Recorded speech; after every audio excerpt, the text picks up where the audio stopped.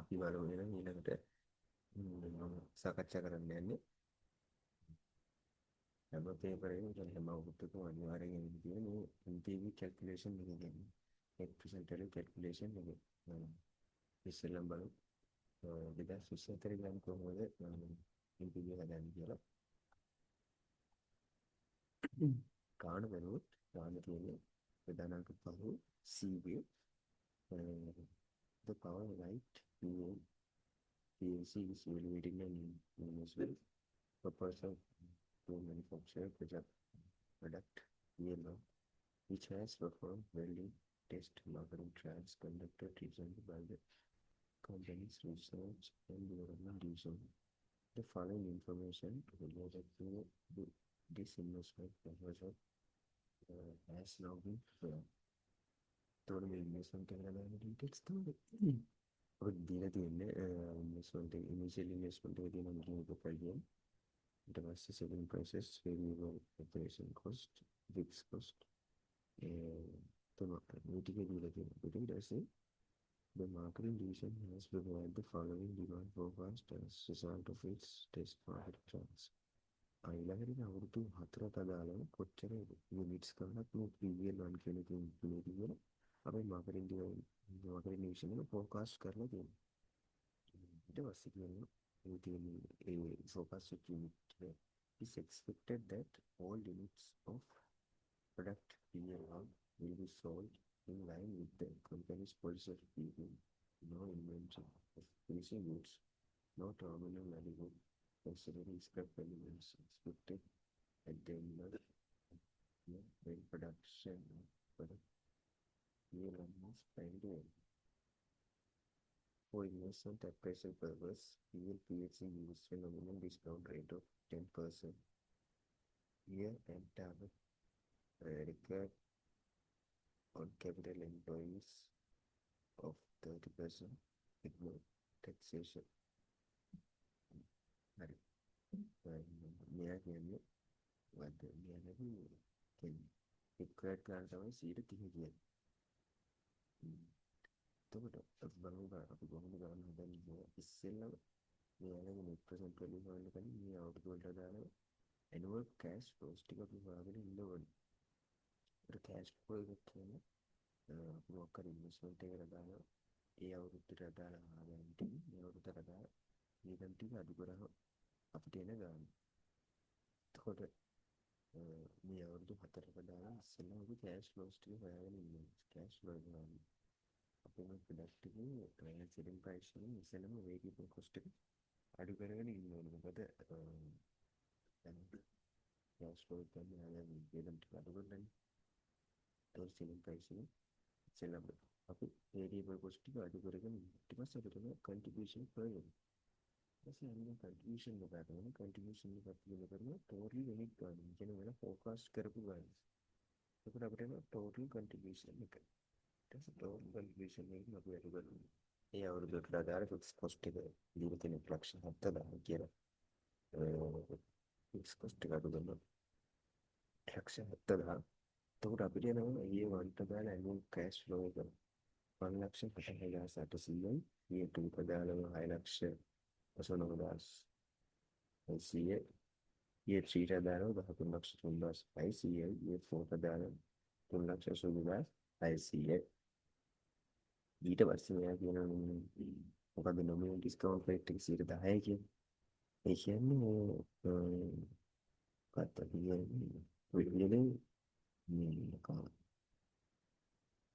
කියන්නේ ආර්ථිකයේ උදේවැටෙනවා නැත්නම් මොකක්ද ඉන්ෆ්ලේෂන් නිසා ඉතින් අඩු වෙන ප්‍රතිශතය තමයි දීර්ඝින් 10 කියලා. ඒතකොට ඕක අපි අවුරුද්දෙන් අවුරුද්දට වෙනම ගාලා හොයන්න ඕනේ. අර පළවෙනි අවුරුද්දේම ඔය ආර්ට් අදාළව චූටි තියෙනවා. එක පිටියම එක දන මාර්ගෙ එන්නේ බලය. මේකට දාලා ස්විච් එක දාලා තමයි එක විදිහම එක දන මාර්ගෙ ඉන්නේ බලය. එතන ඒක කියන්නේ අවුරුදු ගාන. ඒක පළවෙනි අවුරුද්දේ හොයත් එන්ට දාන්න ඕන එක. ආර්ට් දාන්න ඉන්දෝනේසියාම එකයි. එතකොට එක බෙදීම 0.9. එක බෙදීම 1/6. එතකොට 1.1 පළවෙනි බලය. එතකොට එතනට එන උත්තරේ 0.9. දැන් NPV ෆයිල් වල පුදුමයි. එතකොට ඒ විදිහට තමයි පළවෙනි අවුරුද්දට දාලා ඩිස්කවුන්ට් රේට් එක හොයාගන්න. ඊට දෙවෙනි අවුරුද්දට යන දෙවෙනි අවුරුද්දට තව සූත්‍රය දාන්න. එක බෙදීම 1/9 දෙවෙනි බලය. එතන එන්ට දාන්න 2. ඒක දාලා බලනකොට ඔයාලට උත්තරේ විදේශ 2.6 කියන විදිහට අවුරුදු 4ට අදාළ ඉලක්කම් ටික හොයාගන්න ඕනේ. මෙතන මේ අර සයන්ටිෆික් කැලේ පාවිච්චි කරනවා නම් පළවෙනි අවුරුද්දට අදාළව අපි හොයන්නේ 1.1 බෙදීම 1.1නේ. ඊට පස්සේ ඒ උත්තරේ ඔයා ආයෙත් බෙදන්න 1.1. එතකොට එනවා දෙවෙනි අවුරුද්දට අදාළ උත්තරේ. ඊට පස්සේ ඔයාට ආයෙ මාන්නේ බෙද බෙද ඉන්න ඕනේ නෑ. සමාන කිරීම යවම තුන්වෙනි අවුරුද්දට අදාළ කියන්නේ. සමාන කිරීම ගන්නවා අහනවා. ඊට පස්සේ වාට ඉස්සරහට දෙන අවුරුද්දට අදාළ ඩිස්කවුන්ට් රේට් එකෙන් සාමාන්‍ය සයන්ටිෆික් කැලේ AC එක හදන්න. එනිසා ප්‍රසන් කැලිස් ටික නම් ඒ විදිහට ටෙස්ටිං ටික එකතු කරාම අපිට එනවා ටෝටල් ප්‍රසන්ට් වැලියු එක. ඊට පස්සේ ඒක අපි අඩු කරනවා අපිට අදාළ ඉනිෂියල් ඉන්වෙස්ට්මන්ට් එක. ඉන්වෙස්ට්මන්ට් එක අඩු කරාම අපිට එනවා මේ ඉන්වෙස්ට්මන්ට් එකට දාලා net present value එක 2,25,128. તો ඒක තමයි පළවෙනි රෝමන් එක. ඊට පස්සේ මේ අපි මෙහෙම profitability index එක. profitability index එක බලන්න. මේකට දාලා සූත්‍රය දෙන්නේ total present value එක බෙදනවා. ඉන්වෙස්ට්මන්ට් එකේ. එතකොට අපිට total present value එක තිබ්බා 2,25,148යි. ඉන්වෙස්ට්මන්ට් එක තිබ්බා 1,20යි. ඒක විදිහම 1.1 අනිවාර්යෙන් එකට වැඩි වෙන්නේ මොකද? ඉතින් දැන් අපි ඉන්වෙස්ට්මන්ට් එකකින් ඒකට ඉන්වෙස්ට්මන්ට් එකට වැඩි අනිවාර්යෙන් මේ අද ඉන්කම් එක වැඩි වෙන්නේ නැහැ. නැත්තම් ඒක ඉන්වෙස්ට් කරන එක. ඒකට ඒ නිසා අනිවාර්යෙන් මේ එකට වැඩි කියන්නේ අපිට ඇක්සෙප්ට් කරන්න පුළුවන්. ඊට පස්සේ අපි තුන්වෙනියට අහනවා accounting rate of return based on average investment. ඒක growth of return නැත්නම් ARR තමයි අපිට හොයන්න කියන්නේ. ඒකට ARR එක පොඩ්ඩක් හොයන්න සංකීර්ණයි මේ කැල්කියුලේෂන් එක. අපිට සූත්‍ර බලමු ARR හොයන්න. ARR අපි හොයන්නේ average annual profit එක බෙදෙනවා average investment එකෙන් ඊට කරා 100. sorry බලු කරා 100 නැත්නම් percentage එක විදිහට. එතකොට අපි බලමු average investment එක ඉස්සෙල්ලා ගමු. සාමාන්‍ය average investment එක ගන්න. සාමාන්‍යයෙන් අපි average හරියක් ගන්න. දෙකෙන් බෙදෙන එක ඉලක්කම් දෙකක් ටික කරලා දෙකෙන් බෙදලා. එතකොට මේ මෙතන ඉන්වෙස්ට්මන්ට් කියලා තියෙන එකයි. එතකොට මිලියන දී ඉන්වෙස්ට්මන්ට් එක විතරයි දෙන්නේ. ඒතකොට ඒකෙන් අපි ඇවරේජ් එකක් ගද්දි ඒක දෙකට බෙදලා තමයි ඇවරේජ් ඉන්වෙස්ට්මන්ට් එක ගන්න. ඊට පස්සේ අපි යනවා ඇවරේජ් ඇනුවල් accounting profit එක ගන්න. ඒක හොයන්න පොඩි වයිකින් එකක් තියෙනවා. ඒක තමයි මම මේ පාලනය හදලා තියෙන්නේ. ඉස්සෙල්ලාම අවුරුදු 4ක දාලා ප්‍රොෆිට්ස් ටික. එහෙම නැත්නම් කෑෂ් ෆ්ලෝස් ටික අපි දාගන්න ඕනේ. කෑෂ් ෆ්ලෝස් ටික දාගෙන අපි බලන්න ඕනේ. දැන් අපි උඩ හැදුවේ කෑෂ් ෆ්ලෝ එකනේ. දැන් අපි බලන්නේ ප්‍රොෆිට් එක. එතකොට මේ ගානේ ප්‍රොෆිට් එකට බලපන් එකම ගැලපිල්ලක් විදිහට තියෙන ෂෙයා ගැලපිල්ල විතරයි. සාමාන්‍යයෙන් ෂෙයා තමයි අපි උතනදී ගලපන්න ඕනේ. මොකද ප්‍රොෆිට් එක වෙද්දී අපි ෂෙයා අඩු කරනවා. ඩිප්‍රීසියේෂන් එක. तो डिप्रिसिएशन में कौन ना initial investment area gains gains चल गेन देखो गेन देखो इनिशियल इन्वेस्टमेंट हो तो මේ ඉන්වෙස්ට්මන්ට් එක යන්නේ අවුරුදු 4කට. මෙතන අපිට මේ අර පල්ලෑ ස්ටේරි කියනවා නෝ ටර්මිනල් වැලියු මේෂනරි ස්ක්‍රැප් වෙනවා. කියන්නේ මේ වලට දා සම්පූර්ණ නෑ කියලා ප්‍රකල්පනය කරන්න කියන්නේ. අවුරුදු 4 අවසානයේ. එතකොට අපි ෂෙයා කරන පිරිවැරින සම්පූර්ණ විකෘතියෙන් ඵලදායි ජීවනය. පිරිවැය තියෙනවා මිලියන දෙකයි. අක්ෂිසයි ඊටසේ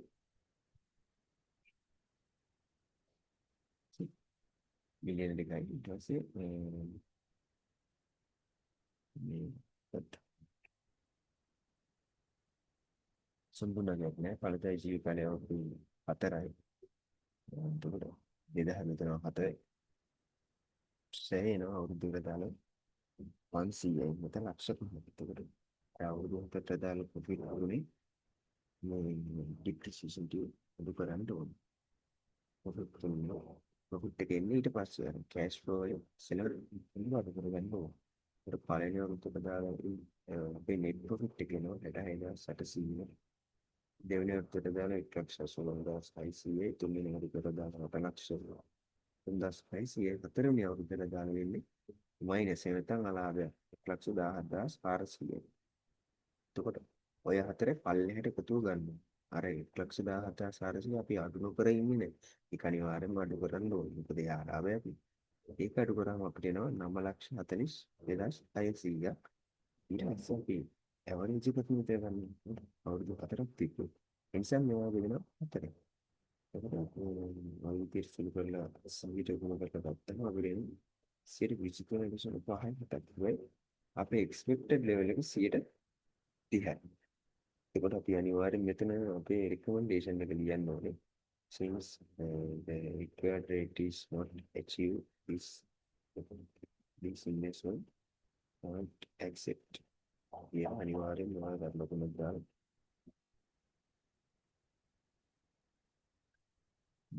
අපේ recommendation එක ලියන්න උත්තරේට මොකද මේකේ සම්පූර්ණ දාපුවා දුන්නු මොනවා ලියන recommendation එක මත. ඒකට ඕකම තමයි ඉතින් උත්තරේ දාලා MPV ගන්න හදන්නේ කලින් 25 ගන්න හදන්නේ කියලා.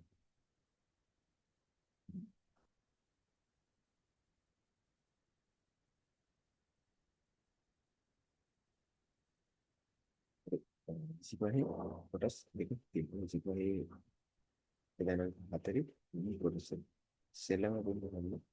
ස්ටෙප් එකක් දීලා calculate the net cash flows for 4 years. අවුරුදු 4කට දාන්න net cash flows ටික තමයි financial detail cash flow එක හොයන්න අපි මේ අවුරුද්දට දාලා සල්ලි වලින් හම්බෙලා තියෙන මොබයිල් සල්ලි වලින් ඉන්නේ වියදම් ටික අඩු වෙනවා. ඒක අපි බලමු cash flow එක හොයන්න ගියා. සෙල්ලම දාගන්න මේ අවුරුදු 4කට දාලා sales value ටික ඊට පස්සේ sales value ටික දාගන්න මේ unit එකට දාලා price එක ඉස්සෙල්ලා අපි කලින් ගන්න unit එකට කියන්නේ ස්ථිර ස්ට්‍රක්චර් එකක් නෑ අපිට කමිටු කියලා හදන්න පුළුවන්. මේක හදන්න ඕනේ කියලා කියන්නේ අර මම හදාගත්ත ඒ විදිහට මොකද ඒ විදිහට හදාන්න නැති ඉස්සරහට ලේසි වෙන නිසා අපිට තව ටිකක් හදන්න පුළුවන්. ඒකට ඉස්සෙල්ලාම දාගමු selling price ටික. අවුරුදු 7කට දාලා පළවෙනි අවුරුද්දට දානවා 3000යි. ඒක 2800 3100 2200.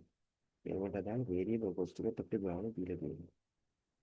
2000යි 2000 2100 2200 ඊට පස්සේ වගන්න ඕනේ introduction ටික 1000යි 800 1000යි 1000යි ඊට පස්සේ අපි දානවා මේ අවුරුද්දට දාලා sales units ටික. ඊටසේ ඒක ගත්තම වාරිම total contribution එක පළවෙනි අඩුවට දාලා 8යි දෙවෙනි අඩුවට දාලා 50. 44,000යි තුන්වෙනි අඩුවට දාලා 8යි. ඒක ලක්ෂ හතරෙනි අඩුවට දාලා 8යි. ඊට පස්සේ අපි දීලා තියෙන fixed cost ටික අඩු කරගන්නවා. මොකදලා ඊට අමතරව තව වියදමක් තියෙනවා. මොකද depreciation එක මම කලින් කිව්වා වගේ cash flow එක හරියට අපි depreciation එක අඩු කරන්නේ නැහැ කියන්නේ. මෙතන අපි depreciation එක අඩු කරන්නේ මේ ගාන අපිට කියන්නේ the tax rate is 30%.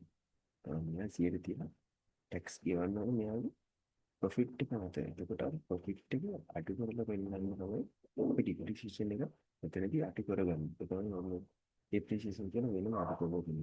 fixed cost එක යටින් අඩු කරන්න පුළුවන් පස්සේ කොහොමද හරි අනිවාර්යයෙන්ම depreciation එක අඩු කරලා පෙන්නන්න ඕනේ. මොකද before tax එක අඩු කරගන්න ඕන නිසා.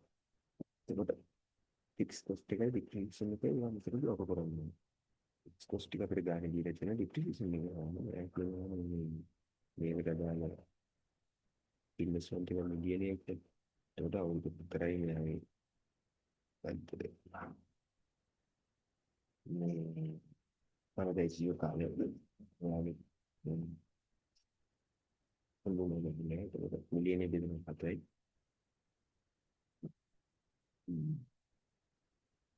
දෙනවා අපි තමයි අවුරුද්දකට බැරි ඉස්සෙල්ලා බැලන්ස් අන්තිමයි todo ඔය ෆික්ස් කොස්ට් එක එකම අපි කරාම අපිට එන ප්‍රොෆිට් බිෆෝර් ටැක්ස් එක පරිණාමය දෙකට ලක්ෂ දෙවෙනි අවුරුද්දේ 34000 තුන්වෙනි අවුරුද්දේ 3 ලක්ෂ 10,000 හතරවෙනි අවුරුද්දේ 1 ලක්ෂ 90,000 දැන් අපි කියනවා මේ ප්‍රොෆිට් බිෆෝර් ටැක්ස් එක 100 ටැක්ස් එක එතකොට ප්‍රොෆිට් ආෆ්ටර් ටැක්ස් එක අපි දෙනවා පළවෙනි අවුරුද්දේ 2 ලක්ෂ 10,000 දෙවෙනි අවුරුද්දේ 2000 Google Statistiche, ලක්ෂ 30 ඊට පස්සේ මම කියනවා ඩිප්‍රීසියේෂන් එක අප්ලෝඩ් කරන්නේ කියලා කෑෂ් ෆ්ලෝස් වල ඇත්තටම ගත්තොත් අපි ඩිප්‍රීසියේෂන් කියලා අඩු කරාට ඒක අපේ ව්‍යාපාරයේ විදිහටම විදිහට ඇත්තටම අඩු වෙන්නේ නැහැ නේද අපි කාටවත් කියවන්න කොහොමවත් වෙන්නේ නැහැ ඒ නිසා තමයි එතන අපි කියන්නේ කෑෂ් ෆ්ලෝ එක දෙන්න ඇත්තටම මුදල් බලා ඒන්ටි ඩිප්‍රීසියේෂන් කියලා වැඩි කරාට ඒක අපේ ව්‍යාපාරයෙන් එළියට යන්නේ නැති නිසා තමයි අපි ආයෙත් ඩිප්‍රීසියේෂන් ටික වැඩි කරන්නේ ඉස්සර එකතු කරන්නේ එතකොට අවුරුදු වලට අදාළව net cash flows ටික පළවෙනි අවුරුද්දට වුණා 4,70,000යි දෙවෙනි අවුරුද්දට අදාළව 2,73,000 3,800යි තුන්වෙනි අවුරුද්දට අදාළව 4,07,000යි ත්‍රිවෙනි අවුරුද්දට අදාළව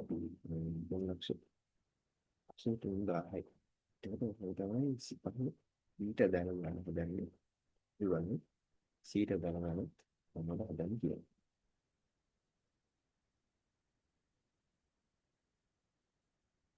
Principal seat development will the following dates are related data related to special dimension project cost, cost of management design, estimated lifetime estimated salvage salvage එයාගේ සම්මුණ නගින්නේ අවුරුදු 5 අවසානයේ මෙයා වටිනාකම ඊට පස්සේ අවුරුදු 5ක් දාලා අපිට කෑෂ් ෆ්ලෝස් ටික මේ කැල්කියුලේට් කරලාමයි දීලා තියෙන්නේ. අර බලපන් මම කිව්ව උඩනම් බලපන් මම ගලපුවා ඔක්කොම ටික ගලපුවානේ. එතන හැමෝම මෙයා අවුරුදු වලට දාලා කෑෂ් ෆ්ලෝස් ටික අපිට කැල්කියුලේට් කරලාමයි දීලා තියෙන්නේ. ඒතර මොකද පළවෙනි කියනවා calculate payback period of the project පිරිගියුම් කාලය පිරිගියුම් කාලය හොයන්නේ දැන් අපි net investment එක විදියට දෙකයි එතකොට මිලියන දෙක හම්බෙන්න කොච්චර අවුරුද්දක් යනවද කියලා බලන්න. අවුරුද්දක් කොච්චර අවුරුද්දක් යනවද කියලා අපි දැන් මේ බලන්න යන්නේ. මේක ඒක ගන්න. පළවෙනි අවුරුද්දේ මෙතන අපි සම්පූර්ණ කරන්නේ cash flows ටික පළවෙනි අවුරුද්දේ පිට ලක්ෂ 6ක් හම්බෙනවා. දැන් ඒක මිලියන දෙකක් හම්බෙන්න ඕන. තව හම්බෙන්න ඕන. ඒකට අපි නම් දෙවෙනි අවුරුද්දේ. දෙවෙනි අවුරුද්දේ ලක්ෂ 8ක් හම්බෙනවා. ඒකට මේ ලක්ෂ 8යි 8 ලක්ෂයම 1,400. එතකොට තව 600ක් හම්බෙන්න ඕන. ඊට පස්සේ වෙන තුන්වෙනි අවුරුද්දේ 400ක් හම්බෙනවා. තව 200 හතරවෙනි අවුරුද්දේ ගියාම හතරවෙනි අවුරුද්දේ 400ක් හම්බෙනවා. හැබැයි අපිට තව 200යි. එතකොට අපි උපමාන කරනවා 400ක් හම්බෙන්නේ. අවුරුද්දක් යනවා. අපිට 200 නේ 200 හම්බෙන්නේ මාස 6යි. එතකොට අපේ පිරිගියුම් කාලේට අවුරුදු 3යි මාස 6යි කියලා. ඒකේ විදිහට හරියටම ලියන්නේ. ඒකට භාගයක නැත්නම් අවුරුදු භාගයේ 200 බෙදුවා 400 කියන එක තමයි 200ක් තමයි හම්බෙන්නේ කියන්නේ. අපිට ඊළඟ අවුරුද්ද 400ක් හම්බෙනවා. ඒක තමයි කියන්නේ පාටේ ගන්න මේ අවුරුදු වලින් මේ පාට මාස කරගන්න ඕනේ. නෑ ඉස්සෙල්ලාම මාස කරන්න ගන්නේ 360 උනකලින් දවස් කරලා තමයි මාස කරන්නේ නේද? ඒ කියන්නේ මේ විදිහට හදාගන්න පුළුවන්. ඒක තමයි ඒකට දාලා ඉතින් ගෙවුම් කාලේ කරනවා. ඊට පස්සේ අපි යමු the next person really work the project until you come and then find some. You see the required rate of return in term මං කිව්වේ ඉන්ෆ්ලේෂන් එක නිසා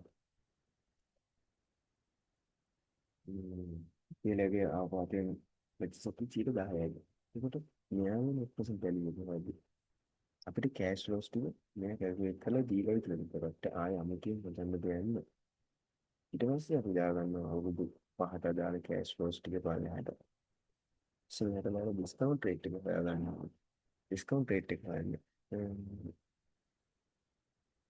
එක වෙදින් එක දනාවද මුළු ගණන කලින් ගානට වැඩි කරා අවුරුදු ගානට දාලා එන්න වෙනසක් තමයි අපි ඒක හොයන්නේ සයන්ටිෆික් කෙනෙක් ඉන්න එක වෙදින් 1.3 පළවෙනි ඊට පස්සේ ආයෙ මේක 1.3 දෙන්න ඊට පස්සේ සමහර පිටින් දෙනවා මාට දාන උත්තරේ එනවා. ඊට පස්සේ පළවෙනි අවුරුද්දට දාලා ප්‍රසන්ට් කැලේ කෙනා 1,35,400යි දෙවෙනි අවුරුද්දට දාලා 6,60,800යි තුන්වෙනි අවුරුද්දට දාලා 3,04,00යි හතරවෙනි අවුරුද්දට දාලා 2,73,200යි පස්වෙනි අවුරුද්දට දාලා 3,10,000යි. ඒකට මේවයි ටෝටල් එක ගත්තාම මෙතන ටෝටල් එතන ටෝටල් future crash was 20,800යි. එතකොට අපේ ඉනිෂියල් ඉන්වෙස්ට්මන්ට් එකේ තියෙන 120යි. එතකොට 20,800ක net present value එකක් තියෙන අපිට මේ ඉන්වෙස්ට්මන්ට් එකෙන් ඊට present value එක ප්ලස් වෙන නිසා අපිට මේ ඉන්වෙස්ට්මන්ට් එක අප්‍රූව් කරන්න පුළුවන් වෙලෙම අපි බලන්න ඕනේ present value එක බිඳුවට වැඩි කියලා. බිඳුවට වැඩි නම් අපි අනිවාර්යෙන් මේ මොකද්ද ඉන්වෙස්ට්මන්ට් එක අප්‍රූව් කරනවා. එතකොට ඔය විදිහට තමයි net present value ගණන් දෙක අවුරුදු දෙකට අදාළව කැල්කියුලේට් කරන්නේ. මේ ගණන් දෙකත් අනිවාර්යයෙන්ම මේ පේපරේ අහලා තියෙනවා හැම අවුරුද්දකම. ඒතර මේ ගණන් දීලා ගියොත් අනිවාර්යෙන්ම මට ලකුණු 10ක් 10ක් 14ක් අතර වගේ ප්‍රමාණයක් කවර් කරගන්න පුළුවන්. ඒකට MP ගන්න විතර ඉන්නවා. තවත් වීඩියෝ එකක් ගන්න. තමයි.